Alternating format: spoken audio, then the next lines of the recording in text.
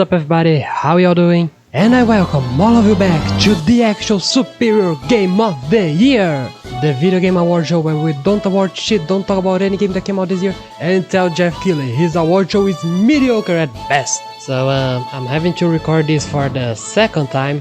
The first recording turned out to be 50 minutes long, so I handed it to Gaia. 5 minutes later she came fuming at me saying, "Mate, ain't no way I'm editing all this shit, get your ass back on the chair and record it again." So here we are again today. As you can tell, this is going to be the video where I talk about the games I played this year, alongside a couple of things I've read, a couple of things I've watched, and this time featuring one game Gaia wanted me to talk about, and she said if I didn't talk about it, she would cry. It's also going to be kinda special because out of the 13 games I have on this list, I think like 10 of them were considered to be a game of the year. Also, important note, everything that isn't the game of the year is in a randomized order. Because I feel like such a dingo where I try to say, oh, but this game is better than this game. You made it into the list, you are just as good as everybody else who made it into the list. Aside from the guy who won, you aren't as good as them. Everybody on the same rhythm? Very well then, let's start the last dance of the year. What a bloody brilliant game A Link to the Past is. And before we can talk about the bloody brilliant game that A Link to the Past is, let's talk about the bloody brilliant game that Zelda 2 isn't. I also can't talk much about this one because, like Mario Galaxy, Zelda 2 video is scheduled to release next year as well. But let me set this up as well. Maybe the interwebs were wrong about 2 Zelda games. Anyway, A Link to the Past, I would like to request a round of applause to this game. It is not my favorite Zelda, I have a couple of problems with it. The difficulty can be kinda wacky, sometimes the game can be a little bit too cryptic for its own good, but even then, if I could give a 10 out of 10 to a Zelda game, it's not this one, but this one's like 9.5. Such a good game. It's one of those that like, similar to Breath of the Wild, it does so much right that when it does a wrong, you really notice the wrong.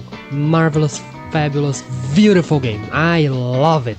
And there is another Zelda game I played this year, but I'm not gonna tell you because, much like the Sonic game, I do not want this game near best game of the year. Okay, those are some rather harsh words, my bad. I was caught up in the heat of the moment, I apologize. I just really hate Zelda. Please ignore the fact that I played most Zeldas that released.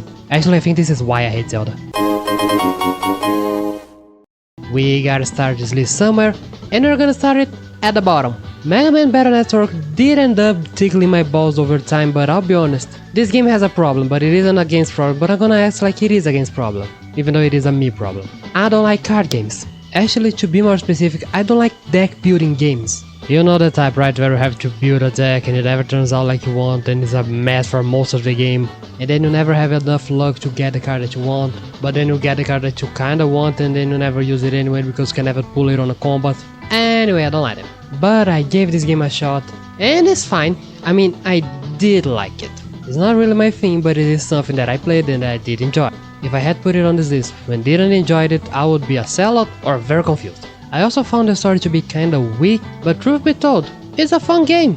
I can understand now why Battle Network is such a beloved sub-series. When the combat clicks, it does click, and it becomes fairly enjoyable. If the Battle Network series keep improving upon this game, I might actually play all of them, but not soon. I can't stand another fucking card game. Oh, Balatro, a game that I was absolutely addicted when I got it, and then I fell out of it real quick. Actually, Gaia was the one that got this game, and then she got addicted, and then I got the Switch back, and then I got addicted, and then we started fighting over whose turn was on the Switch, and then I got bored, and then Gaia started raising horses, so she also got bored. She traded one gambling for another. I have my problems with the the meta of Balatro, I guess, but I still feel this game is so fun. It's the basic human nature of seeing number go up. My addiction to Balatro might have fallen off a cliff, but I still find it to be a very, very fun game. The number going big is indeed a dopamine rush, there isn't really any denying that part, but there's also the strategy aspect of the game. Well, maybe not the strategy part, just the part of building things. Making a good hand, getting the right jokers, adding the right cards to the deck, all of that is fun. It's also what made me kinda grow tired of the game because it felt like I was repeating the same process all the time. A lot of my Balatro runs had the same jokers all the time, but even then, it's a good game. I might have grown tired of it, but it was still a good game. Just never wanna touch another card game in my life. My god, this is when I regret all my life decisions. When I remember I am a Sonic fan. Because of Sonic 3, I was in a big Sonic mood, so I played a couple of Sonic games that I never finished. Believe it or not, I never finished the Mega Drive Sonic games. Yeah, you can call me fake fan. But let's talk about a lot of Sonic. But much like Sonic, we're doing it fast. Sonic 1 is not really that good, the level design is weird, there's not really much to do here. Thank God this game was successful when you got Sonic 2. Sonic 2 is pretty damn fucking good.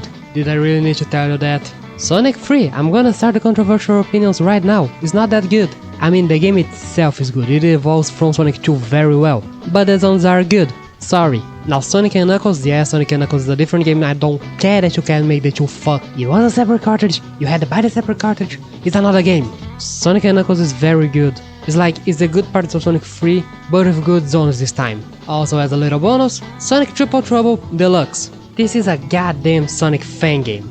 But as most Sonic fan games do, it's going toe-to-toe with the actual Sonic games. It is so unbelievably good, it might be my favorite 2D Sonic. I also played a little bit of Sonic Project 06. I am not the biggest fan of the adventure style Sonic games, but I can kinda somewhat enjoy them. And this is also a fan game that is aiming to fix the many problems of Sonic 06 that deserve so much praise. And there is also one more Sonic game that probably should go on this list as well, but here's the thing, I'm not gonna put it here, I don't like that game. You're gonna know what game it is by the end of the video when I tell you. This game ain't getting in. And here we have it, kids, the greatest racing game ever made. And I know a lot of people are going to disagree with me saying, no, my game is the best racing game ever made. Need for Speed fans, I see you, your game has a lot of good points. Gran Turismo fans, shut the fuck up, get back to me when your game is actually fun, okay? But Ridge Racer Type 4 is still beating all of them and it's not even close. I mean, stepping outside of the racing aspects for a bit, this game is praised by a lot of people by they did everything.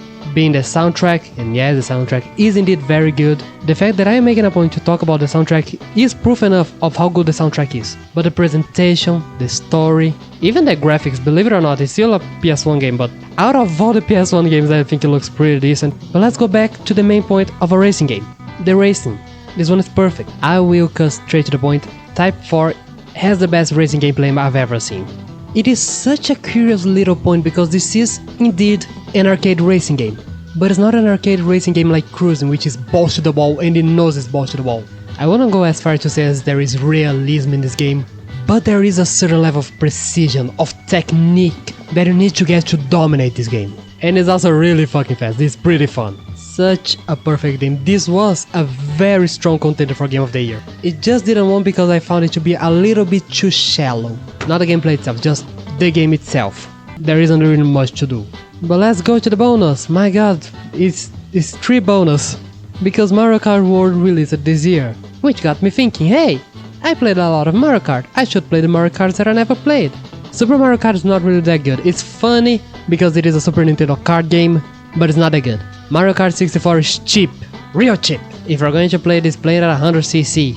At 150, this game is borderline unbearable. Mario Kart Super Circuit, this game is silly. It's the same thing as Super Mario Kart, but it stands on a handheld. It's not really a good game, but you have to look at it and think, aww, it's the first Mario Kart on a handheld, he's so stupid. And were those all the racing games of the year? No, but I have no idea if they're coming after this or they already came. Why am I telling you this? Well, who cares, it's fun. I feel like the most validated bitch on the face of the earth. Ever since 2018, when the first season of the anime came out, I've been saying, wow, Uma Musume is very weird, but it's good. It is a surprisingly good sports show. And here we are today, Uma Musume being a global phenomenon. See, I know what the fuck I'm talking about. I had no intentions whatsoever of playing the game. My plan was to be on the sidelines, just watch as everybody lost their shit over whatever the fuck Vodka and Scarlet got going on. And then Haru Urara died. I was so distressed that I decided, fuck it, I'm playing the game. And around 300 hours later, here we are today. It is a very fun game. With problems, sure. Doing a career run might be too long, might be too repetitive. I have my problems with the end game. Still can't fucking pass the champions meeting. But it's a very fun game. I am legitimately debating with Gaia, should we make a video on Uma Musume? Specifically because I want to make a video what Uma Musume was, a video that is in a way intended to be dated. And because there is a lot of things to talk about. I think what makes this so fun is that the gameplay is indeed simplistic. I think it's a similar feeling to Balatro where, yes, it is simple, but seeing the progress of things happening is what makes it fun. And it is also a very similar feeling to Pokemon, where you train the thing, and when your thing starts beating other people's thing, you get really happy. Really fun game. Dare I say, one of the best gacha games that released in recent years. Also yes, I did fall down the rabbit hole, and yeah, I am keeping up with horse racing, at least a little bit. Which means that yes, I watched the Japan Cup. The Japan Cup was very funny. The year that we get the Switch 2 is the year that I played Mario Odyssey. Now I'm sure this is the question on everybody's mind. Yue, as a professional Mario player, what is your opinion on Mario Odyssey? Is it better than 64 and Sunshine? To which I can confidently answer, I don't fucking know. I mean, here's the thing. In terms of movement, I think yes, this game is beating the other two. But the main problem I had with Odyssey is that I think this game is too small, both in terms of level size and number, which is code words for I wanted more. I mean sure, Odyssey is a bigger game than the two that came before, but it's also on the Switch. Sunshine is on a GameCube. Am I in the wrong for wanting more? Regardless, it might not be a lot of Odyssey in Odyssey, but what we have is of very high quality. There is no question, this is one of my favorite 3D Marios. And speaking of a 3D Mario that isn't my favorite, is Galaxy a 10 out of 10 game? No, a perfect 10 out of 10 game doesn't exist. But is Galaxy a very good game? Yes. Why is not my favorite? I'm not gonna fucking tell you. The Mario Galaxy video is planned to release on December next year, so I'm just here to make setup. What is the biggest problem Mario Galaxy has? Stick around and find out. I also played Luigi's Mansion. Luigi's Mansion is so good. It is a little bit short, sure, we can't deny that part, but I don't know, it's just good. It is just that good. Like I don't know, you're Luigi, you're hunting ghosts. The mansion is fun. The mansion is so fun actually. My god, I've never been in a funnier haunted house. 3 Mario games this year, huh? I was definitely wah, but also woo, and you could say I was wahoo! I have so many funny stories to tell about Yakuza 0 that I can't do it today because Game of the Year needs to be quick. The worst of them is that I accidentally validated the guy because for years she has been saying, look at me, I'm going to Yakuza 0. And then I didn't, because that's what you do when your sisters tell you to do something. But I did end up playing Yakuza 0. Yakuza 0 is a very fun game. I have my gripes with the combat, not because it's bad, but because I wish it was a little bit better. But it was never something that I hated, that I loathed. Kamurocho is such a great open world. I don't even know if we can call this an open world, because it is small, but there's so much shit. It definitely has the biggest ratio of shit per square meter in any video game. But of course, Yakuza is a series not only about beating the ever-loving shit out of people on the street, not only about racing toy cars, but also the story. Be it the time that I accidentally joined a cult, to the actual main story of the game that, my god, I was crying my eyes out. Such a complete package of a game. Like literally, this is a game that you can buy and play it for a whole year and not get bored. By the way, did you guys see that it got delisted recently? Does this mean I have like lost media now? Because I bought my versions like the original Yakuza 0 version, not the director's cut. Do I have some like really rare piece of lost media now? Did I just made my first million? If I did, I'm buying some real estate in Kamurocho. Yakuza told me how to make my 15th million. Oh, Octopath Traveler. How much I did end up loving you. Ever since the first trailer for Octopath Traveler dropped, I've had my eye on it. Gorgeous sprite, interesting gameplay, very interesting idea with all the protagonists, and after playing I can say, phenomenal. It's a very classic style RPG, but luckily, I'm someone who really loves Final Fantasy 1, so I really love this one as well. Did miss a little bit of chat between the party members, but I think that's really the only complaint. Everything else this game does, I love it. Walking around the world, the combat, the story, the characters, I found it all to be also charming. Until September, this was going to be the game of the year. The only reason that it lost is because I think it's missing like a 0.5 on the UE scale. But anyway, a game that from the bottom of my heart, I truly enjoy it. I should have probably talked about this with Ridge Racer, but I did go on a racing game marathon this year. Wait, it's not a marathon, these are cars. What is marathon equivalent for cars? Well, I played my fair share of racing games this year because I had this Ridge Racer Type 4 shaped hole in my heart and I was trying to feel it. And the game that came close to it is of course Burnout Paradise. What a fast game! This is the honest to god arcade racer. It's about going fast and doing flips and boosting and taking people. Oh my god, this game is beautiful! Love it, marvelous, mwah, I love you, I wanna kiss you. I still slightly prefer Type 4, but this is like a second place. And fun fact, guy, I can't play this game because it just goes that fast. But it's just so fun. This is what a racing game should be. It's about speed. It's about having fun with a car and doing flips and jumping off a bridge. You see that, Gran Turismo? This is a racing game. You are a racing simulator. And I don't want a simulator, I want a game! My god, I love this game. Can't believe the best open world racing game was created in 2008. Well, now for the bonus. Need for Speed Heat would have been such a marvelous game, but it has so many problems. It does a lot of right things. For example, everything that happens at night. But it has so many problems as well. You need to tinker with so much to get this game right, and I still think all the day racings are not so long, but they are slightly longer than they need to be. Cut out one lap from all of them, there you go, perfect. But still, probably the best modern Need for Speed. Now Need for Speed Most Wanted is widely considered to be the best Need for Speed. I can kinda see that, but this game also has one very big problem. The blacklist did not need to be 15 members. Is that it? Well, kinda. The process of getting, I forgot the name, the heat, the reputation, is that the name? You're in the level of infamy. It's a little bit boring and annoying, and I don't like it, but aside from that and the length, yeah, I can see why this is one of the greatest. And finally, the Need for Speed that is not a Need for Speed. V-Rally 2. I played this game because I was, again, in a big racing game mood, and I wanted a rally game. This is a good rally game with a piece of shit CPU. Maybe the computer is not really that hard, but it's a mix between this is a slightly hard to control game with the hard CPU. So I have two hard things going at you at once. Oh my god, that sounds so lewd. Anyway, it's a good game. I did like it, but it's frustrating as well. We are now done with the racing games. Let's now move to the Mega Man games. Hopefully. Gravity Circus is one of the latest games added to this list. It fucking came out of nowhere with a steel chair and is here. What a game! I can't say this is like the perfect Mega Man game because all the Mega Man sub-series are different, but I can confirm to the guy who made this game, I understand you. I can understand you on a spiritual level. Not only a Mega Man inspired indie game, a very clearly Mega Man Zero inspired indie game.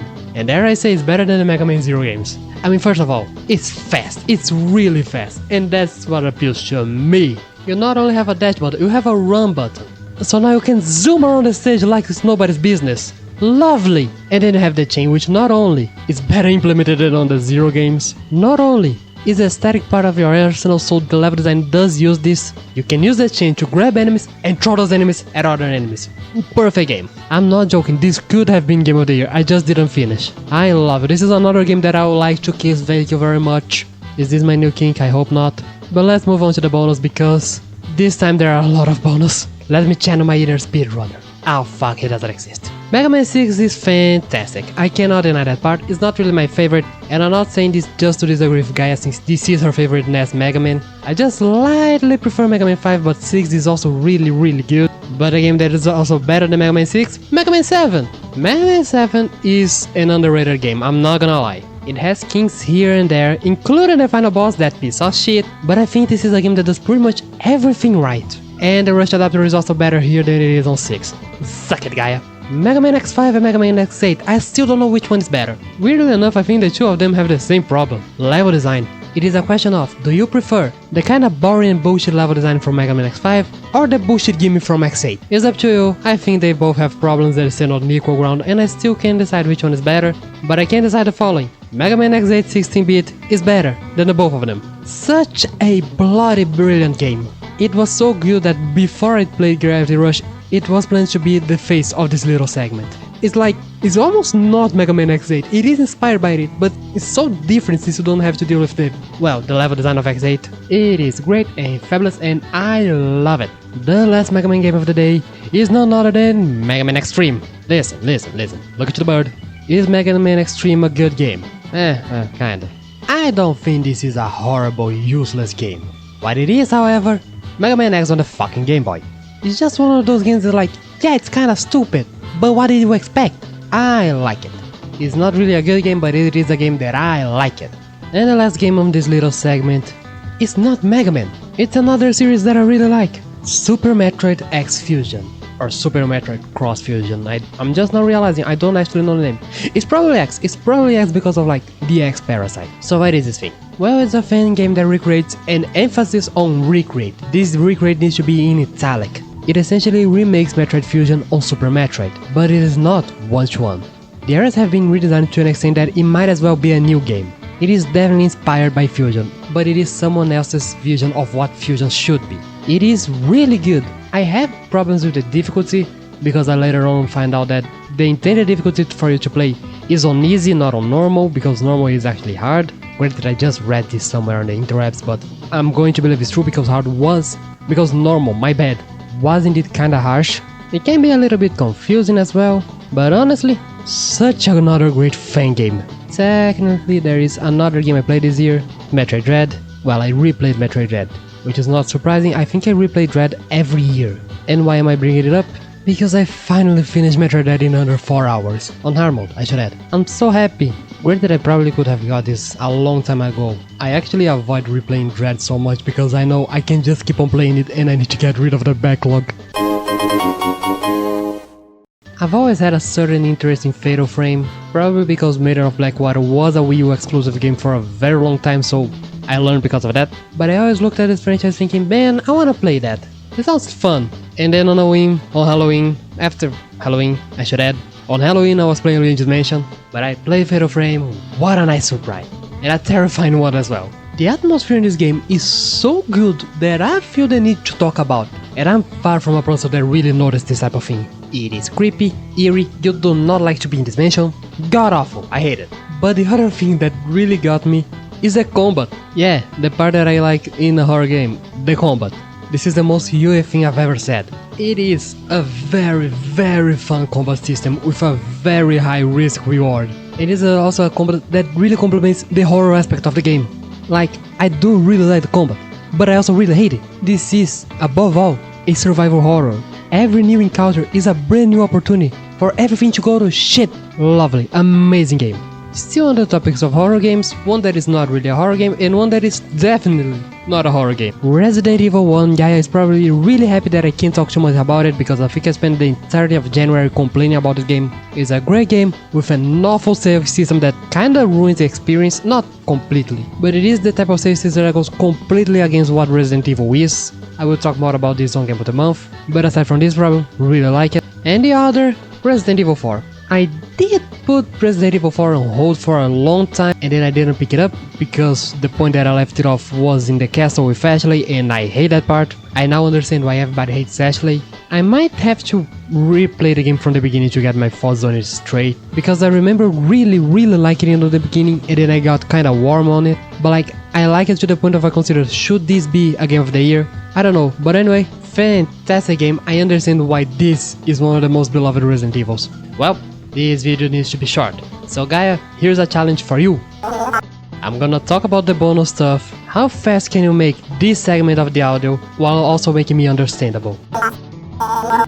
Oh yeah, baby, we're doing another No More Heroes. Shin Godzilla was a funny movie because it was Needle's birthday and I said, well, I actually never watched the movie. She dragged me to watch Godzilla. The four of us were pissed one of the greatest experiences of the year, and also a really great disaster/giant motion movie. I recommend it, but that somehow both of them work really well. And while I do avoid talking about tokusatsu in general on the channel, I will say the following. Super Head is a metaphor putting so much truth on YouTube. And I wanted to say the same thing for Toei, but here's the thing. Toei normally doesn't deserve praise. Even that's right now. I also watched Fast and Furious 1, and to believe it or not, I never really watched Fast and Furious 1. Actually, The Fast and the Furious. Not really that good movie. It is mostly a heist movie with some cars on it. I found it weak. Not Fast and Furious 2. Also has 2 Fast and Furious. But that is a really good movie. I like the story, I like the characters. It is still just like an action flick, but a good action flick with cars. And I like cars. If you start talking about movies with cars, believe it or not, Need for Speed, the movie, is a surprisingly good movie. I cannot believe people don't like this movie.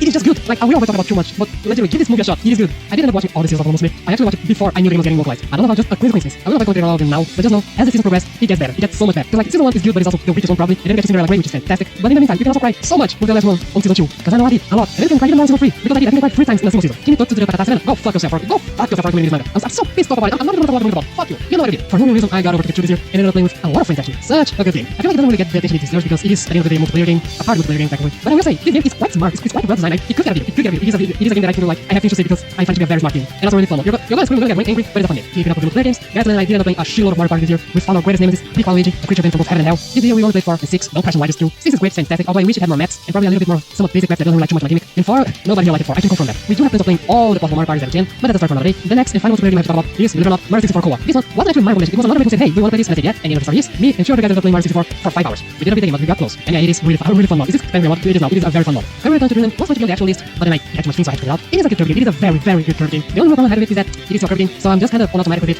which isn't really a problem, but it's, like, I can't find it in me to put it out of some other games. But it's still, really fun game. I really enjoyed it. When it's supposed to play, it has 4 people to play. That's a cool, nice addition. A little bonus game guy told me, if you don't talk about this game of the year, I will cry. It's actually Shovel Knight. I have been in Shovel Knight, I have been in Shovel Knight, we have been in Shovel Knight together, but for no real reason back in November, guys, I did not gotta play Shovel Knight again. Ever since we have been on a hated debate over which campaign is the best, but we really have to talk about it here because Shovel Knight has not become some sort of underappreciated game to say, but the discussion around it has definitely stabilized because this is exactly the routine, and a little bit more. And sadly, I have to say, guys, right, this game is indeed quite brilliant. You have to hit the ball out of the park of such a level of people. Also, when the fuck is in the reason, I want to play that myself. And the emergency addition to this video was Pokemon Scarlet, my bad. I haven't started this game because no, I did not buy Pokemon Scarlet, but I finished Pokemon Scarlet, and I would say, I think it is a good game. It's not a perfect game, glitchy as all hell, but it is a fun and somewhat good game. I will probably start playing this game even more just to be contrary. I also played Pokemon too many times, but that's a start for another day. Okay, I think that's all. It's now time for the actual superior game of the year that didn't come out this year.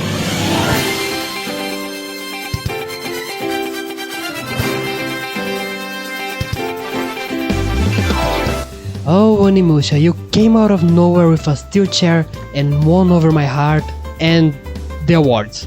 I won't try to act like Onimusha isn't just a somewhat basic action game from 2001, but above that, it's a bloody good action game from 2001. I will say this one is probably better than Devil May Cry 1. Ooh, controversial takes. You remember how I said that Octopath Traveler was missing a couple of points on the US scale? Yeah, this game's like nothing but points on the US scale. You are a samurai fighting demons on a castle, and then the point of the game is to fight things and explore the castle, which is closer to Metroid than I was expecting. Well, probably Resident Evil. But still, you were exploring the castle, that's a neat part that I like it. Combat is indeed a little simple, but also very fun, and then you get a lot of weapons. This is just a game that does everything that I like. I don't even think this game does something that I do not like.